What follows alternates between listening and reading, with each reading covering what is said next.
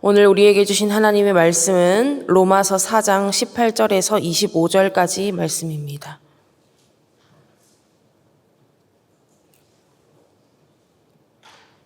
로마서 4장 18절에서 25절까지의 말씀 교독으로 보겠습니다. 제가 먼저 읽겠습니다. 아브라함이 바랄 수 없는 중에 바라고 믿었으니 이는 내 후손이 이 같으리라 하신 말씀대로 많은 민족의 조상이 되게 하려 하심이라.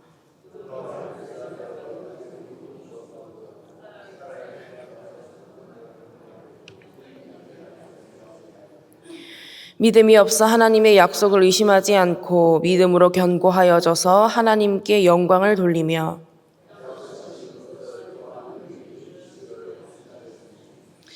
그러므로 그것이 그에게 의로 여겨졌느니라.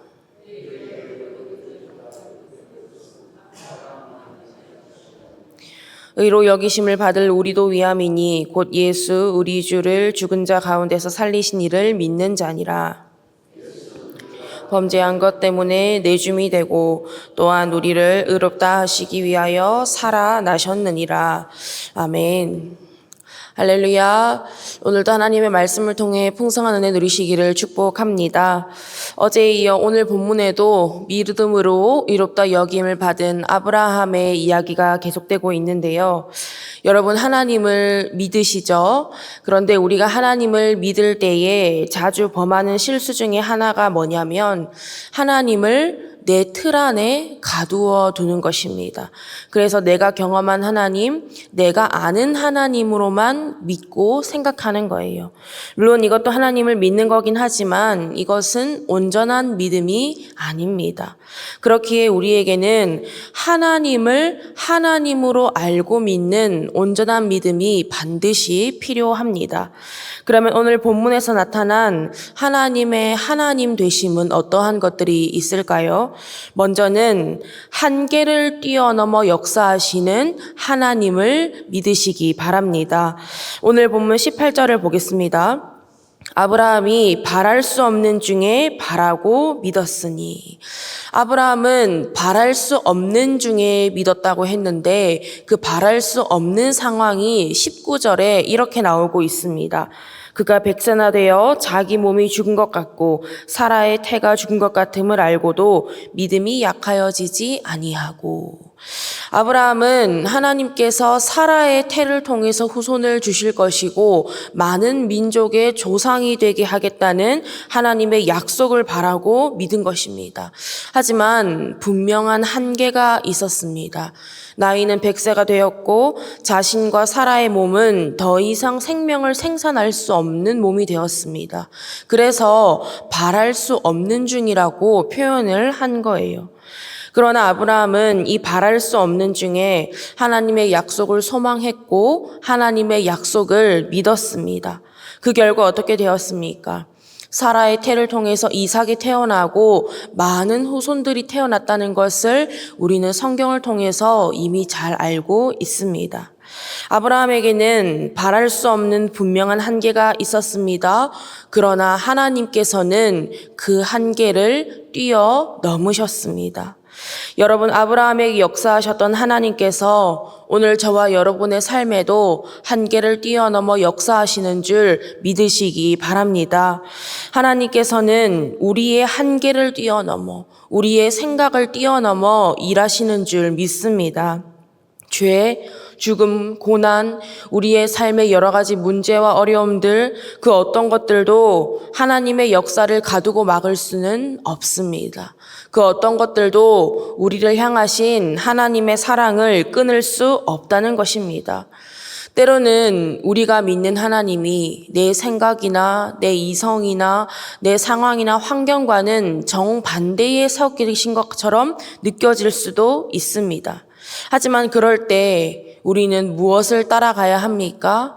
아무리 내 이성이나 상황이나 현실과는 정반대된다 할지라도 하나님의 길을 선택해야 하는 것입니다. 하나님의 뜻을 따라가야 하는 거예요. 그럴 때 우리 삶이 하나님으로 인하여 달라지게 될 줄 믿습니다.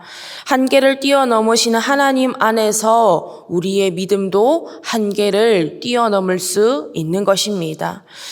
하나님께서 아브라함에게 자손을 약속하실 때에 하늘을 보게 하시고 이 별들과 같이 내 자손이 많게 될 것이다 이렇게 약속해 주셨습니다. 여러분, 그 별들 누가 다 만드셨습니까? 하나님께서 만드셨습니다. 인간들은 그 별들을 다 셀 수 없지만 하나님께서는 그 별들을 다 만드셨고 하나하나 위치를 정하셨고 그 수를 세시고 그 이름까지도 아신다 하셨습니다. 여러분, 세상을 창조하신 하나님이십니다. 온 우주 만물을 주관하시고 운행하시는 하나님이십니다. 이런 하나님께서 세상을 창조하신 열심으로, 세상을 창조하신 그 능력으로 저와 여러분을 위해서 한계를 뛰어넘어 일하고 계심을 믿으시기 바랍니다. 그렇기 때문에 우리는 내 한계, 내 문제, 내 상황에만 집중할 것이 아니라 하나님께 집중할 수 있어야 하는 것입니다. 다음으로 오늘 본문에 나타난 하나님의 하나님 되심은 어떤 것들이 있을까요? 우리를 구원하시는 하나님이심을 믿으시기 바랍니다. 오늘 본문 24절과 25절 말씀을 보겠습니다. 의로 여기심을 받을 우리도 위함이니 곧 예수 우리 주를 죽은 자 가운데서 살리신 이를 믿는 자니라. 예수는 우리가 범죄한 것 때문에 내줌이 되고 또한 우리를 의롭다 하시기 위하여 살아나셨느니라. 분명 우리는 범죄했다고 나와 있습니다. 그런데 이렇게 범죄한 우리가 의로 여기심을 받을 수 있는 이유가 무엇입니까? 하나님께서 예수 그리스도를 내어주심으로 우리를 대신하여 죽게 하셨고 또 우리를 의롭다 여기시기 위해서 예수님을 죽은 자 가운데서 다시 살리셨기 때문입니다. 우리의 죄로 인해서 하나님과 우리 사이에는 우리의 힘으로는 도저히 뛰어넘을 수 없는 한계가 생겼습니다. 사람의 어떤 힘과 노력으로도 무너뜨릴 수 없는 한계입니다. 그런데 그 한계를 뛰어넘어서 모든 것을 이루시기 위해서 예수님께서 이 땅에 오셨습니다. 그리고 십자가 대속과 부활을 통해서 하나님과 우리의 화평이 되시고 회복을 주시고 생명이 길이 되어 주셨습니다. 이러한 사실을 믿을 때에 우리가 의롭다 여기심을 받을 수 있는데요. 우리가 한 가지 생각할 것은 우리가 잘 믿어서 우리의 믿음이 뛰어나서 우리가 의롭다 여기심을 받은 것이 아닙니다. 우리가 믿을 수 있는 믿음의 대상이 예수 그리스도이시기 때문에 그 예수님을 통해서 하나님께서 의롭다 여겨 주시기 때문에 우리는 의롭다 하심을 받은 것입니다.